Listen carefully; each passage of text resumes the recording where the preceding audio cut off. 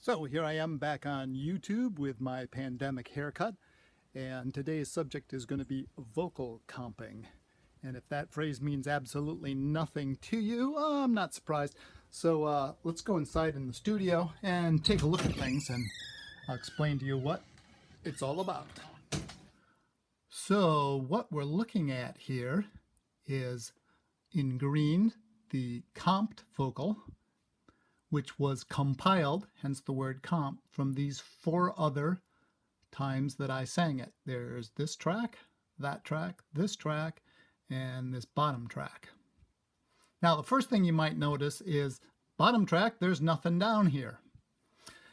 And that's because when I listened to these four tracks, I didn't like this one very much. I didn't like that one as much. This one, not very much. But this fourth one, I went, boy, that's my best track. So you have this ability in my software to take everything that was in there, and then I moved that up to this green track and said, okay, that's my favorite vocal.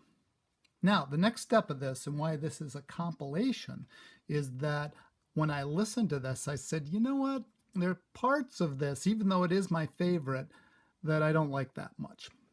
And I'll point out the most obvious one to you. If you look at this very first phrase of the vocal right here, that little block is exactly the same as this little block right here, which meant when I listened to this one, when I listened to this track, I said, like, I did that bit the best right there. Now, what was the problem? Sometimes when you're starting a new phrase, your voice isn't there, you fumble or bumble until you get into the rhythm of it. So that's what I heard when I listened to this track. I said, that isn't that good. I'm going to cut out this piece right here and I'm going to move it up here. And I'll kind of give you an example how you can move things around. For instance, if I go to this right here in the kind of orangey yellow track, and if I wanted to move that, say, up there, now, there it is. Now I'm going to undo that because that's not something I actually want to do.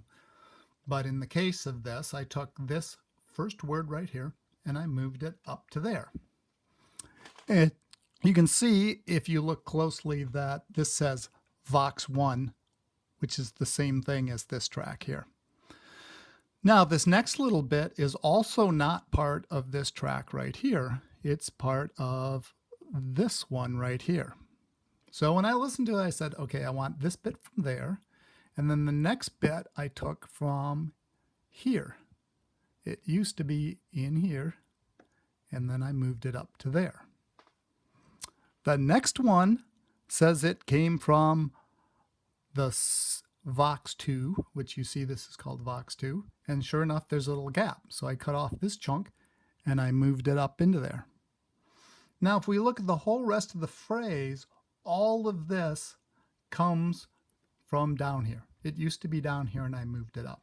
So in other words, when I listened to this track, what I decided is I like this one the best, but I need to fix that first phrase, I need to fix this second phrase, and I need to fix this little word here. So that's what I did.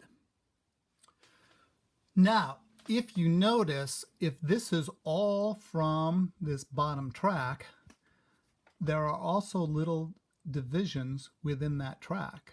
So why isn't it just a consistent string of vocals? Why do we have these little breaks in here? And the reason for that is when I listen to that, there are portions where the timing was off. And therefore I move these, like I move that, I move this, and maybe I didn't have to move anything here, but I needed to readjust for these two movements, which meant as I sang along, I was either, usually in my case, I'm usually ahead of time because it's my favorite thing to do. And I said, you know, this phrasing isn't quite right, so I pushed it around a little bit. So the first question here is, why compile a vocal at all? Because if you think of a performance, you just get up there and sing. And in that case, each instant lasts an instant. It has its moment of time and it's gone. Why don't you record that way? Well, there's a difference between a live performance. First of all, you're engaged with an audience, and in a lot of cases, it might be more important of how you're dancing around and waving your arms as far as engaging that audience rather than singing perfectly.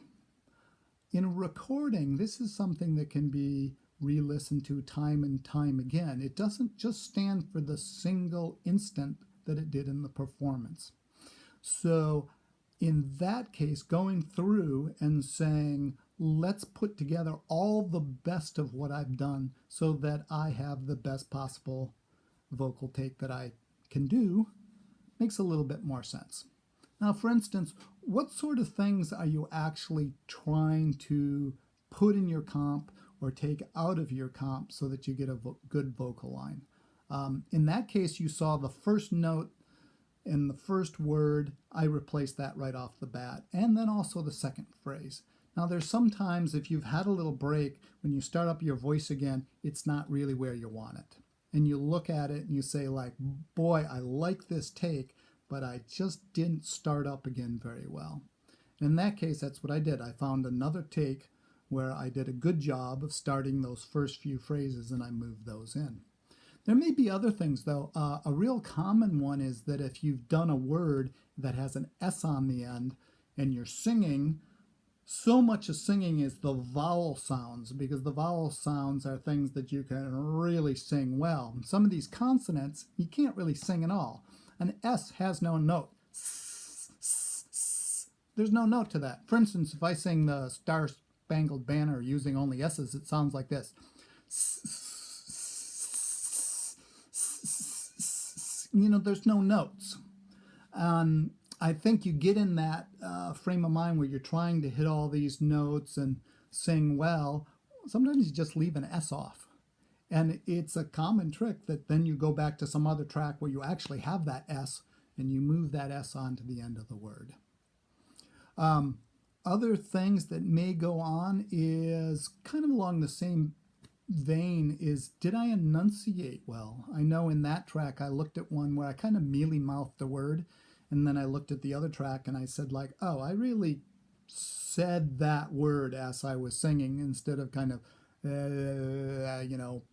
hitting notes and singing, but did I actually do the job of making the sounds that make up the word as I was singing?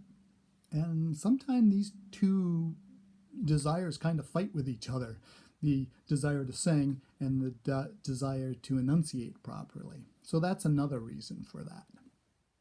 Now there's another can of worms that we can get into, which is it ethical to comp a vocal? Is it cheating? Okay, sure, fine, it's cheating. It wasn't, the take that you would hear now on this song is not one that I sang all at once. Is it a better track for doing that? Yes, if I did my comp correctly. Mind you, you can't comp any track into any other track. As you notice, my voice is a little rough today. If I had sung on a rough day and then I tried to comp into that track a day where my voice was less rough, it just wouldn't work. If the phrasing was significantly different, I couldn't get that to work either. Sometimes I'm holding notes longer. If I try to comp in a piece where I hold a note shorter, it just doesn't work. It sounds like a bunch of chopped up stuff thrown together. And that's really the trick with comping something well, is it's got to sound like one smooth track. And if it doesn't, you got to redo it. Now, that's the next issue about comping, is that will I keep that track? Will that be the one on the song? The answer is maybe, because now that I've comped it up once, I have 4 open tracks that I can go and practice again. And I might do 4 more or 8 more or 16 more or a gazillion more. And I will keep doing that as long as it's getting better. If it's not getting better, then you say, dude, there you are. That's it. That's all the better you can do. Live with it. And there you are. Now, the other thing is this a technique just used for cheater people like me who are amateurs in their home studios? And the answer to that question is absolutely not. Probably every single piece of recorded music that you've listened to has had some amount of comping, in particular in the vocals. If we went all the way back to, say, the earliest Beatles albums, yeah, no. In a lot of cases, there was just a few mics up and everything was done.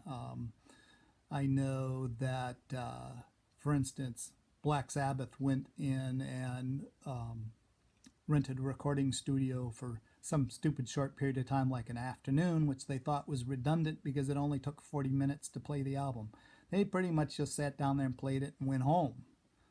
This does happen, but boy, when you're singing and you really want it to come across and you go like, God, I got this beautiful take and I totally muffed this one word, you go and you look at another take that you did and you put that in there. So, the very common thing. Did it happen way back when in the days when we used tape? Yes, because there was things called a splicing block and a razor blade. And you went and cut things all to pieces.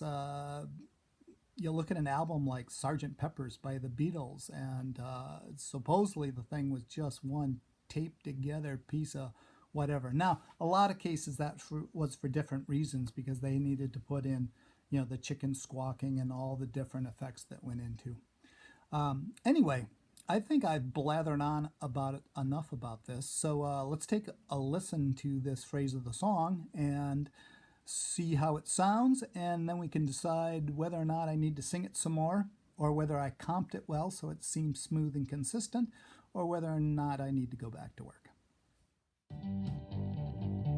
Children chase butterflies